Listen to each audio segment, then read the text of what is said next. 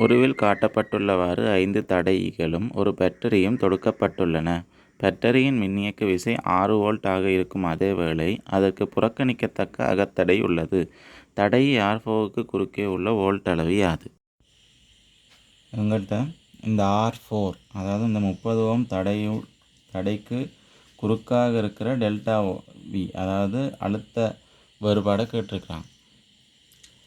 முதல்ல நாங்கள் காண வேண்டியது என்னென்னா இந்த சுற்றினூடாக இருக்கிற மொத்த ஓட்டம் மொத்த ஐயை காணும். இப்போ நாங்கள் என்ன பண்ண வேண்டாம், முதல்ல சின்னதுலேருந்து வரணும். இந்த ஏரியாவை முதல்ல சுருக்குனா இது ஒரு சமாந்தர தடையின் சமாந்தர தொடுப்பு. அப்போ 1 கீழ் 60 சக 1 கீழ் 30 இன்வெர்ஸ் வரும் 20 ஓமண்டு வரும். இப்போ இந்த ஏரியாவோட இந்த 2 தடைக்கும் பதிலாக ஒரு தனித்தடையை போட்டோம்னா அது 20 ஓமாக இருக்கும். இப்போ இது தொடராக இருக்குது. இந்த 20 ஓம் 30 ஓமும் தொடராக இருக்குது. 30 ஓமும் 20 ஓமும் 50 ஓம். இந்த 50 ஓமும் இந்த 50 ஓமும் சமாந்தரமாக இருக்குது. இப்போ 1 கீழ் 50 சக 1 கீழ் 50 இன்வெர்ஸ் சமன் 25 ஓம். இப்போ இந்த ஏரியாவோட 25 ஓமாக காணப்படும். இந்த 25 ஓமும் இந்த 50 ஓமும் தொடர். அப்போ ஆர் டோட்டல் சமன் மொத்த தடை 50 சக 25 சமன் 75 ஓமாக காணப்படும்.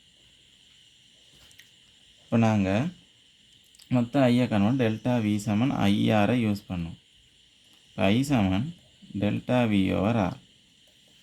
டெல்டா வி 6, தடை சமன் 75. ஐ சமன் 6 கீழ் 75 ஆம்பியராக காணப்படும். ஐ சமன் 6 கீழ் 75. அடுத்தது எங்களுக்கு நாங்கள் இது 6 வோல்ட்டுண்டா இது வோல்டேஜ் குறைவான பக்கம், இது வோல்டேஜ் கூடிய பக்கம்.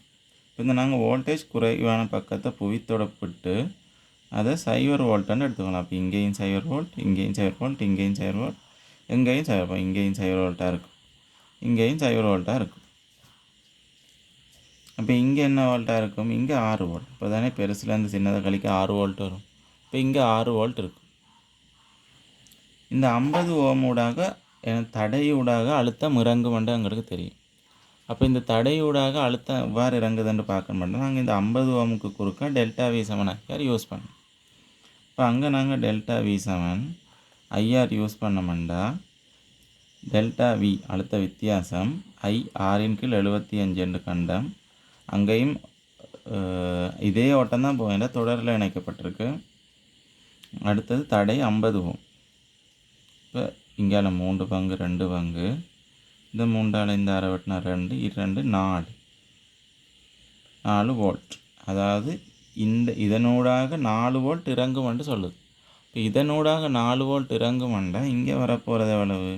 2 வோல்ட்டாக இருக்குது. அதாவது இந்த 50 ஓமுக்கு குறுக்க 4 வோல்ட் இருக்கணுமெண்டா இந்த 6 வோல்ட்லேருந்து 2 வோல்ட்டை கழிச்சா தானே 50 ஓமுக்கு குறுக்காக 4 வோல்ட் வரும். அப்போ இந்த இடத்துல 2 வோல்ட் இருக்குது. இங்கே 2 வோல்ட்டுண்டா இதெல்லாம் ஒரே கம்பி. இப்போ இங்கேயும் 2 வோல்ட் இருக்கும், இங்கேயும் 2 வோல்ட் இருக்கும்.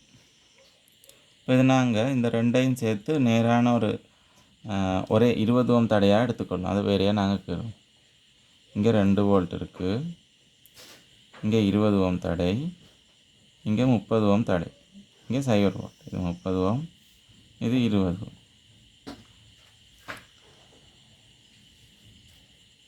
இந்த நாங்கள் உங்களுக்கு தெரியும் டெல்டா வி சமன் ஐஆர். அப்போ இது ஒரு தொடர் இணைப்பு. தொடர் இணைப்பில் ஐ மாறிலியாக இருக்கும். அப்போ டெல்டா வி நேர்வி சமன் ஆர். இப்போ இதற்கிடையிலான அழுத்த வேறுபாடு V1 என்று வைப்போம். இதற்கிடையிலான அழுத்த வேறுபாடு V2. இது 20 ஓம், இது 30 ஓம். அப்போ V1 ஓவர் V2 சமன் R1 ஓவர் R2 ஆக இருக்கும். இந்த R1 என்றது 20 ஓம், R2 30 ஓம். இப்போ இது சமன் 20 கீழ் 30 ஓம், 20 ஓம் கீழ் 30 ஓம் பிரதியேற்றமான நேரம் 2 கீழ் 3 என்று வரும். இப்போ V1 கீழ் V2 சமன் 2 கீழ் 3. அதாவது இந்த வோல்ட் இந்த மொத்த 2 வோல்ட்டில் பிரிவடைப்போ மொத்த பங்கு 5 பங்கு. இந்த 2 பங்காக பிரிபடும், 3 பங்காக பிரிபடும். இந்த 2 வோல்ட்டு மொத்தம் 5 பங்காக பிரிப்படும். 2 3 5 பங்காக பிரிபட்டு அதில் 2 பங்கு இந்த 20 ஓம் ஊடாக இறங்கும், 3 பங்கு இந்த 30 ஓம் ஊடாக இறங்கும். 2 பங்கு 20 ஓம் ஊடாக இறங்கும், 3 பங்கு 30 ஓம் ஊடாக இறங்கும். அப்போ நாங்கள் காய்ச்ச மாதிரியே 2 வோல்ட்டை 5 பகுதியாக பிரித்து இந்த 20 ஓம் ஊடாக இறங்க போகிறது இந்த V1ஓட தொடர்புடைய 2 பகுதி தான் போகும். அப்போ எங்களுக்கு வரும் 4/5 வோல்ட்டுன்னு வரும். இது இந்த V1. இந்த 20 ஓம் கூட இறங்க போகிற வோல்டேஜ் 4/5 வோல்டேஜ் சமன் 0.8 வோல்ட்டுன்னு வரும். இந்த 2 வோல்ட்டு இந்த 20 ஓம் ஊடாக இறங்க போகிற இந்த V1, இந்த V1 வோல்டேஜ் எங்களுக்கு வருது 0.8 வோல்ட். இந்த V1 வோல்டேஜ் தான் எங்கள்கிட்ட கேட்டது R4 இடையிலான அழுத்த வேறுபாடு. எனவே விடை 2. ஆன்சர்.